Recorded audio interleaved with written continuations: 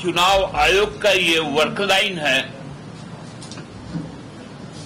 कि ग्रामीण वोटर छूट जाए, शहरी वोटर शहरी पार्टी को वोट करे।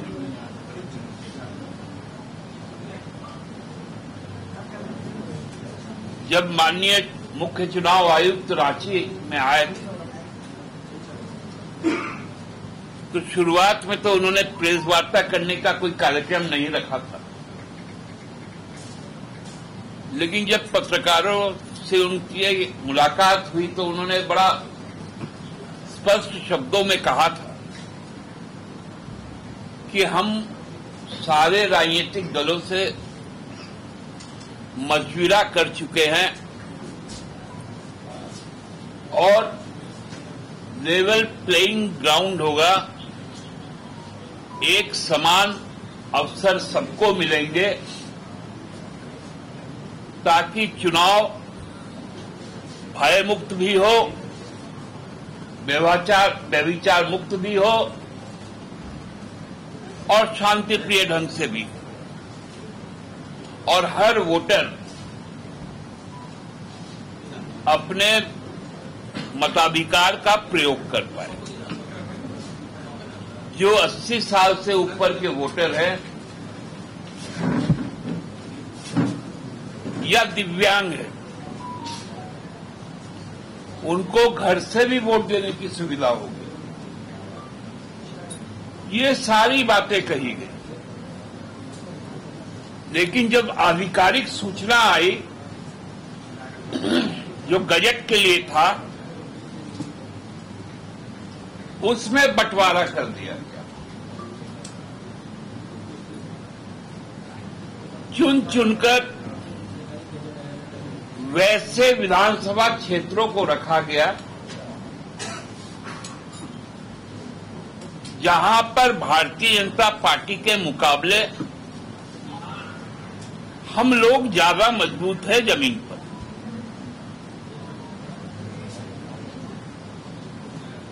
उन जगहों पर जिसमें ग्रामीण पृष्ठभूमि, माननीय चुनाव आयुक्त जी ने कहा था कि 88% 88% झारखंड में रूरल वोटर और 12% अर्बन वोटर, ये उनका तथ्य है।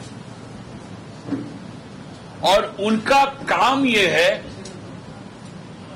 कि 12% मतदाताओं को 1 घंटे का समय ज्यादा दिया जाए वोट करने के लिए,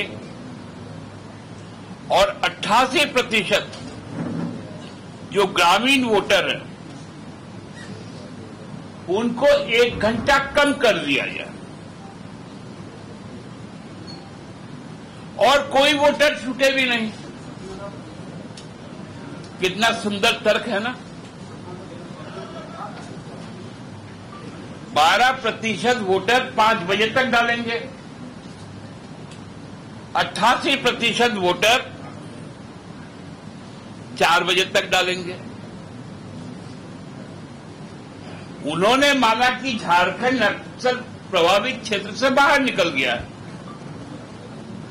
इसलिए 2 चरण में होगा।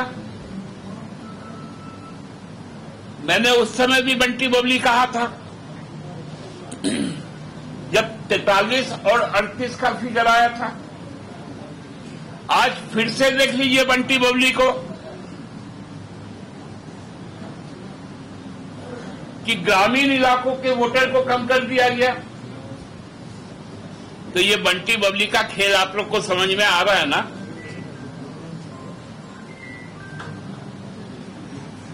किस प्रकार से चुनाव संपन्न होगा।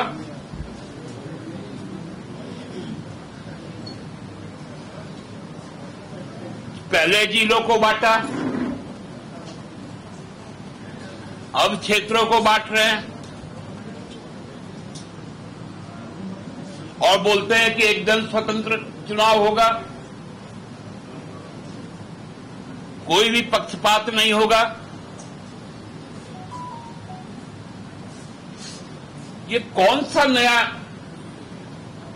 फॉर्मूला इजाद हो रहा। उन्होंने जब महाराष्ट्र में चुनाव के समय प्रेस कॉन्फ्रेंस किया, चुनाव की समीक्षा के बाद, उन्होंने गिन गिन कर कहा जो मुंबई शहर के जो कुलीन इलाके, वहां का एक एक कंस्टिट्यूएंसी का नाम लेकर कहा कि यहां 40% टर्नआउट हुआ और ग्रामीण इलाके में 86 हुआ। और उन्होंने ये अपील किया कि शहर के लोग निकले,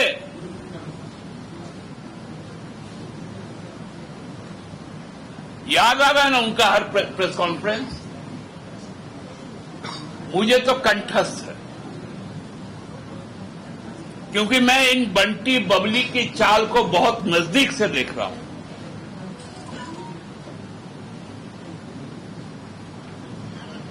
कि एक ऐसा चादर बिछाओ जिसके अंदर में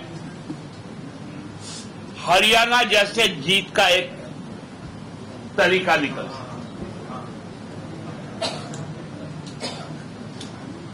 हम लोग बचपन में जादू देखा करते थे। एक कबूतर को लिया जाता था, उसको हाथ में रख के काला कपड़ा ढक देता था, काला कपड़ा उठता था, कबूतर नहीं रहता था, फिर हाथ में काला कपड़ा रख दिया जाता था, फिर काला कपड़ा को उठाता था, कबूतर फिर से आ जाता था। अब बंटी बबली कबूतर का खेल भी खेलना शुरू किया।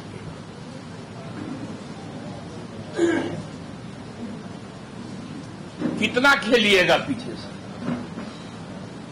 क्योंकि आप जिसके लिए खेल रहे हैं उनके मुद्दे तो समाप्त होते जा रहे हैं। 2014 में भी मोदी जी आए थे, 19 में भी आए थे, 24 में भी आए थे, और भी आएंगे। याद आता है ना उनका और अमित शाह जी का भाषण होता था परिवारवाद।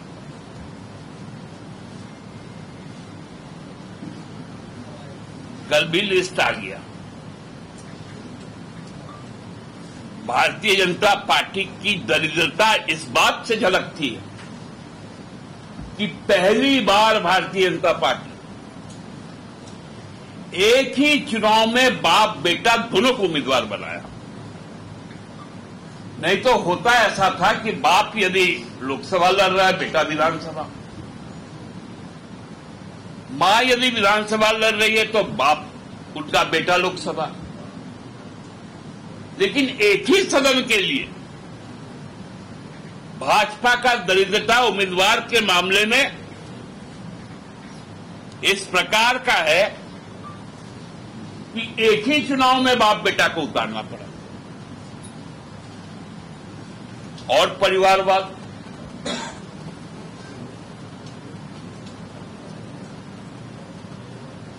कोई मुख्यमंत्री रहा, राज्यपाल है, क्या दोष किया भाई जमशेदपुर के भाजपा के लोगों ने?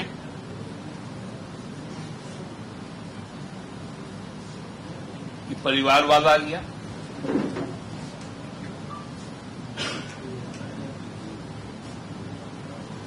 कोई पत्नी को लड़वा रहा है,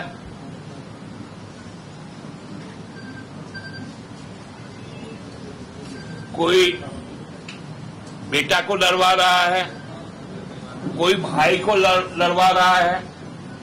और तो और मजेदार चीज, एक ऐसा भी परिवार है जो पत्नी को एक पार्टी से और भाई को दूसरे पार्टी से। है ना मजेदार खेल?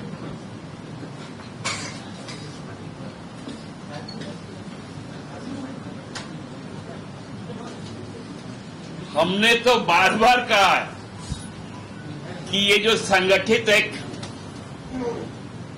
पावर ग्रैबिंग जो ग्रुप है, जो आओ जल्दी सौदा उठाए वाला जो है, वो जब 2 विधायक था तो एक विपक्ष में था, एक सत्ता का मंत्री था।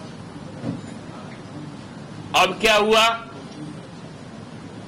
एक घटक दल का उम्मीदवार, एक मुख्य दल का उम्मीदवार। बड़ा मजेदार होने जा रहा है ये खेल।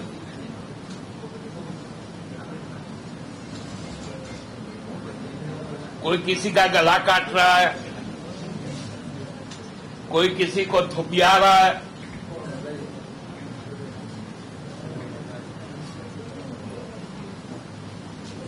भाजपा का तो स्थिति अब ये हो गया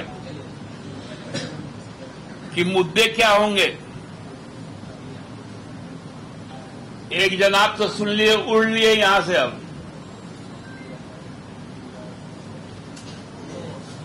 पूरा प्रदेश नेतृत्व को बंटाधार करके चल गए काजीरंगा पार्क।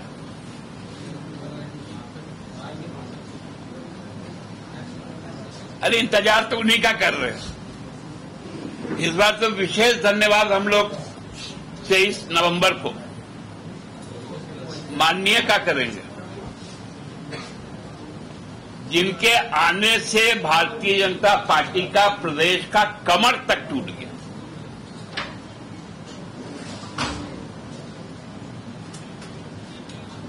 उनका अभिनंदन होगा, नागरिक अभिनंदन होगा।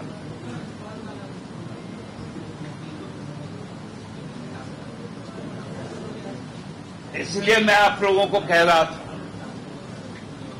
कि यह चुनाव आप लोगों के ऊपर में जिम्मेवारी ज्यादा है। जिस प्रकार से बंटी बबली दोनों सक्रिय है, जिस प्रकार से झारखंड के लोगों की आवाज को दबाया जाने का काम शुरू होगा, उसमें आपको सजग रहना है। हमारे मित्र दल कांग्रेस ने महाराष्ट्र डीजीपी के बारे में लिखित शिकायत की। कई आरोप उन पर गठित है। महाराष्ट्र का डीजीपी नहीं हटा, आपने हमारे डीजीपी को हटाया। महाराष्ट्र में चूंकि आपकी सरकार है,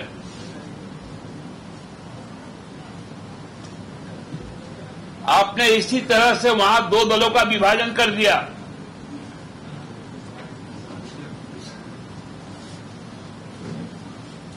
सुप्रीम कोर्ट का टिप्पणी आया,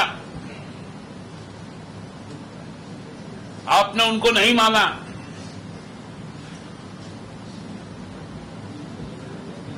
और आपको हर विपक्षी दल जो केंद्र का विपक्ष में है, उसके ऊपर चाबुक चलाने का काम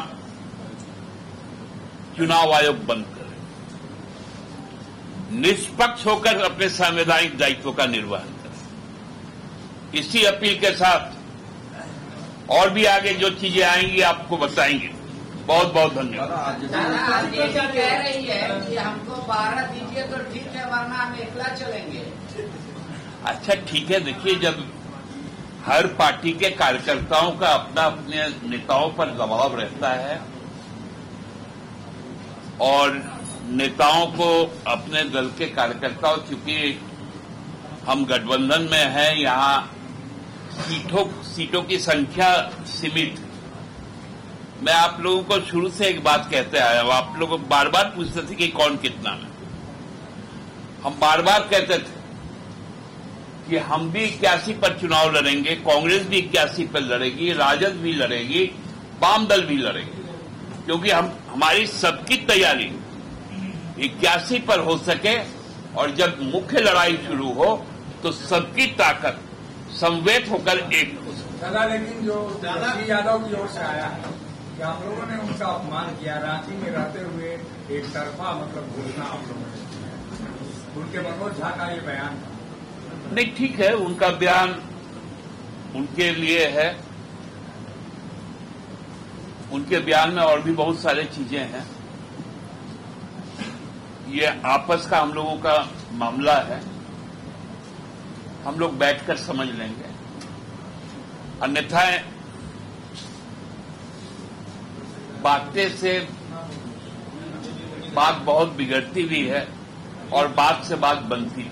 अच्छा दादा, आपने यहाँ पर तो परिवारवाद का आरोप लगा दिया, ये उम्मीद करें कि इंडिया गठबंधन की ओर से परिवारवाद हावी नहीं होगा? देखिए, आपको मैं बता दे रहा हूं कि हम हमेशा इस बात का हिमायती रहे हैं कि परिवार का सदस्य यदि आम जनजीवन के बीच में रहे और जनता उसको चुने तो वो परिवारवाद नहीं कहलाता है। अधिवक्ता का बेटा अधिवक्ता बनता है तो परिवारवाद नहीं है क्या? डॉक्टर का बेटा डॉक्टर बनता है तो अधिनायकवाद नहीं है क्या? सबसे ज्यादा परिवारवाद यदि आपको देखना है तो वो भारतीय सेना में आप चल जाइए, क्योंकि सेना में रहा हुआ हर जवान किसी भी रैंक एंड फाइल का हो,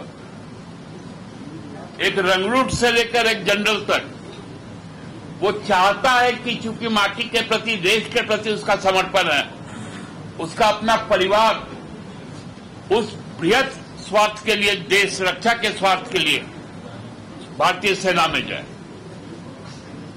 लेकिन ये मोदी जी का परिवारवाद है ना। झारखंड मुक्ति मोर्चा को जो शोभा देता है, जिससे पति पत्नी, भाई भौजाई, हस्बैंड वाइफ सब लोग मतलब विधायक और सांसद, तो भाजपा को अब शोभा दे रहा है क्या? हम तो वही बोल रहे थे कि दरिद्रता देखिए, पहले तो नेता लोग को लाते थे, अब तो बेटा बेटी बहुत सब आने लगा। अच्छा दादा, अभी और कितने लोग आएंगे बीजेपी से आपके यहाँ? देखने को मिल रहा है, बीजेपी के कई नेता भी लोग आ रहे हैं। ज्वाइन कर रहे हैं, कितने लोग हैं मिलाए? अभी कतार लंबी। आपने तो कहा था कि दरवाजा बंद हो गया। नहीं कहाँ बोले हैं? हम बोले फिल्ट्रेशन होगा, फिल्ट्रेशन। दादा, लेकिन बिना पश्चाताप के भी लोग आ रहे हैं, आप ले रहे हैं। नहीं, पश्चाताप कर लिया तभी आ रहा है। कौन कौन ज्वाइन कर रहे, जाने में उनको टाइम लगेगा, कब तक जल्दी वहां